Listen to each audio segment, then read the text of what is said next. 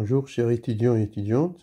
On continue la correction d'examen d'analyse 1 SMA SMI de l'année universitaire 2016-2017. Dans cet exercice 2, en vendant une partie A de R définie comme suit: 1 sur n partie entière de n racine de 2 avec n parcours n étoiles. Première question, on vous demande de déterminer l'inf de A.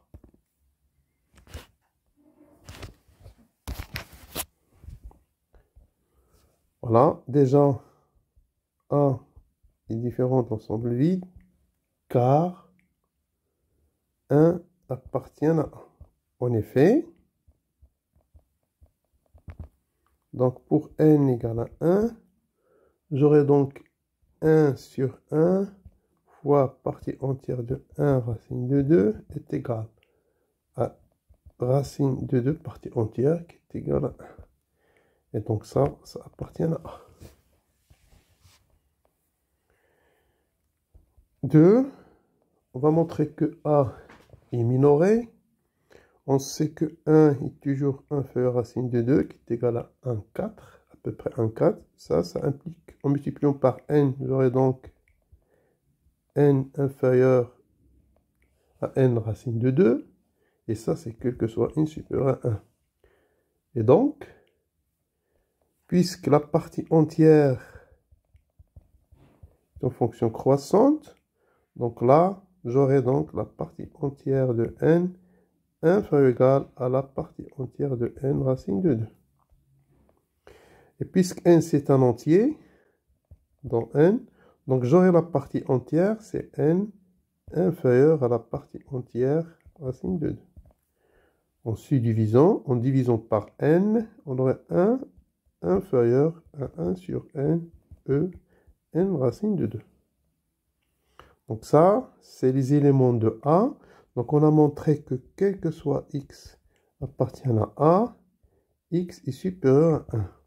C'est-à-dire que A minoré par 1. Donc A non vide minoré par 1. Et 1, on a montré au début qu'il est dans A. Donc l'inf de A est égal, le min de A est égal à 1. Maintenant, pour la question 2, voilà, ceci termine la question 1. On vous demande de montrer que le sup de A, c'est racine de 2.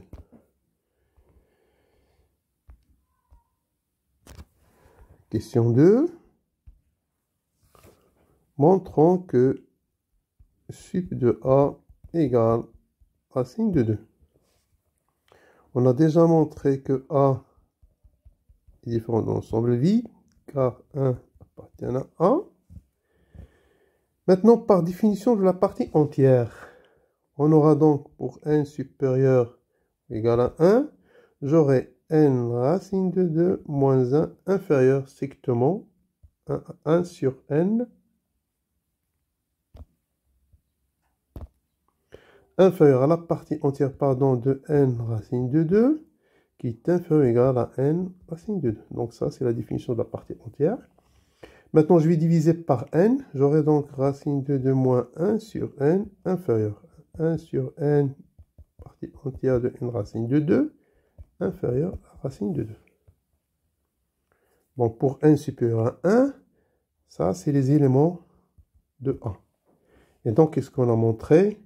On a montré que quel que soit x appartient à A, x est inférieur à racine de 2, c'est-à-dire que A non vide majoré par racine de 2 implique que le sup de A existe. C'est-à-dire A admet une borne sup. Montrons que cette borne sup, c'est exactement racine de 2.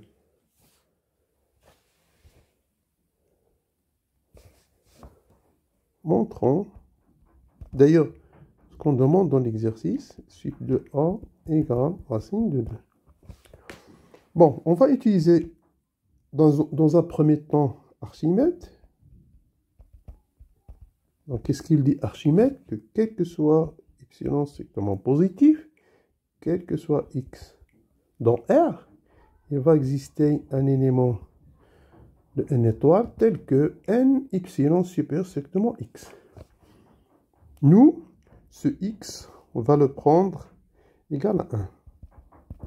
C'est-à-dire que quel que soit epsilon positif, il existe n dans n étoile tel que n epsilon supérieur à 1. Et ceci, ça donne que, bien sûr, 1 sur n est inférieur à epsilon. Je vais revenir à cette forme-là, partie entière. J'aurai donc racine de 2 moins epsilon inférieur à racine de 2 moins 1 sur n. Et ce racine de 2 moins 1 sur n, regardez, il est inférieur à 1 sur n, n racine de 2. Il est inférieur à 1 sur n partie entière de n racine de 2. Et celle-là, on a montré qu'elle est inférieure à racine de 2. Donc, quel que soit x supérieur strictement positif, ça, c'est un élément de A. Il existe x dans A tel que sa racine de 2 moins epsilon inférieur à x inférieur égal à racine de 2.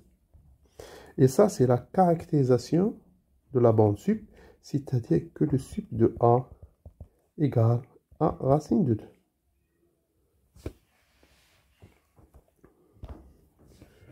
Maintenant, troisième question.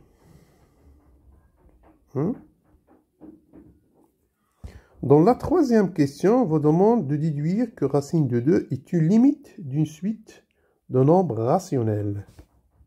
C'est-à-dire racine de 2, c'est limite de xn avec xn et dans q. Et de suite,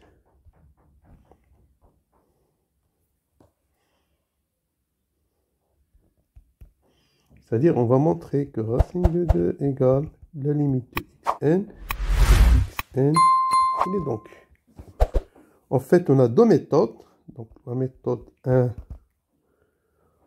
puisque sup de A égale racine de 2, implique, d'après le cours, racine de 2, une valeur d'adhérence de A.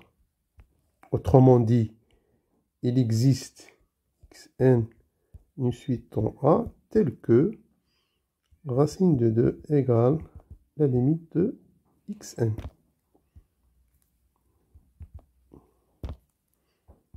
La limite de xn. Maintenant, les éléments de A. Remarquez que, quel que soit n supérieur à 1, si x appartient à A, x elle prend la forme 1 sur n partie entière de n racine de 2. Et ça, la partie entière, c'est un élément de z. Donc, vous aurez ce m sur n avec n dans n étoile. C'est-à-dire que les éléments de A sont donc... Et voilà donc, on a montré que racine de 2, c'est une limite d'une suite xn qui est dans Q. Voilà. Pour la deuxième méthode, je vais revenir à la définition de la partie entière. Vous aurez donc racine de 2 moins 1 sur n inférieur à 1 sur n, partie entière de n racine de 2, qui est inférieure à racine de 2. Bon, la limite de ça, c'est quoi? Donc, la limite de racine de 2 moins 1 sur n, ça donne racine de 2. Et donc, ça, c'est les éléments de A. Donc, vous aurez donc la limite de 1 sur n, partie entière de n racine de 2, est égale à racine de 2. Et ça, on a montré qu'elle est donc. Voilà. Donc, ceci termine l'exercice 2 de cet examen.